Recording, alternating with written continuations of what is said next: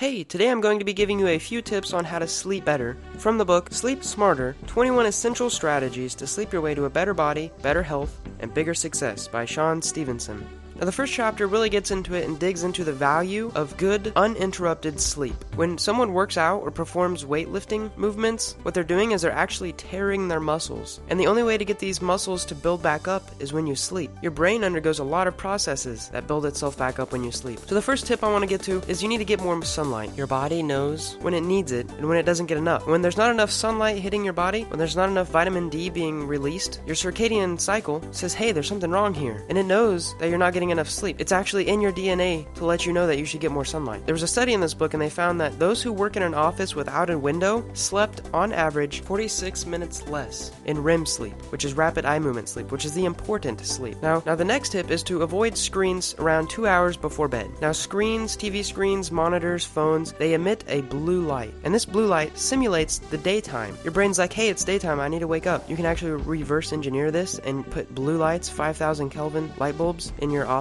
to work better and faster. But let's get back to sleeping better. Your brain won't produce melatonin, which is the drug that tells your brain to go to sleep, if your eyes see the light. Now this 2 hours before bed is a perfect time to do a little bit of stretching, do some reading, talk to your family, and getting more sunlight, like in the first tip, will teach your brain, hey, there's no sunlight out, I need to produce more melatonin. These two tips actually go hand in hand. Now the next tip is about caffeine. You should try to avoid any source of caffeine 8 hours before bed. Did you know that the half-life of caffeine is 8 hours? That means it takes 8 hours for half of the caffeine to get released from your system. That means in 16 hours, only a quarter will be left. Shawn Stevenson says that you should try to switch to low coffee or low tea only in the morning. He says that you should also use caffeine as a boost, not a crutch or not something you use every day and rely on it. He says that when this happens, as little as 12 days, you start becoming desensitized to the effects and you need more caffeine to get the same rush that you had before. The next tip is to set your thermostat under 68 degrees. You should try to create a cool environment for your body to sleep in. If you need to, you can use a heavy comforter or wear warm socks if you have circulation problems. Another tip is to grow plants in your bedroom. Now this can be something as simple as an English ivy or something as sophisticated as a fruit tree. Of course this will need more sunlight, but plants will allow negative ions in the air to remove free electrons, which can cause cancer. It will also remove toxins, fungus, and mold. And also he says that there should be no reason you bring any work inside the habitat that you are sleeping. Because humans are a creature of habit, whenever you bring work into your sleeping environment, the next time you come in there, you'll be like, hey, it's work time, and you won't go to sleep as fast. So break this habit and don't bring any work documents. Don't even think about work when you're in your bedroom. You should also have the light down really low. This means almost no light, as dark that you can't even see your hand when it is right in front of your face. They did a study and they found that light can actually be sensed in your skin too. So those sleeping masks don't work as well as what you think they do. They also found that running water has been shown to lower anxiety levels. So if you have to, you can buy a little running water machine that will create this sound and lower your anxiety levels to help you sleep better. Now one last little trick is that he mentions orgasms are huge for sleeping. He says that they release all kinds of chemicals in your brain to help you go to sleep faster. The main one is oxytocin,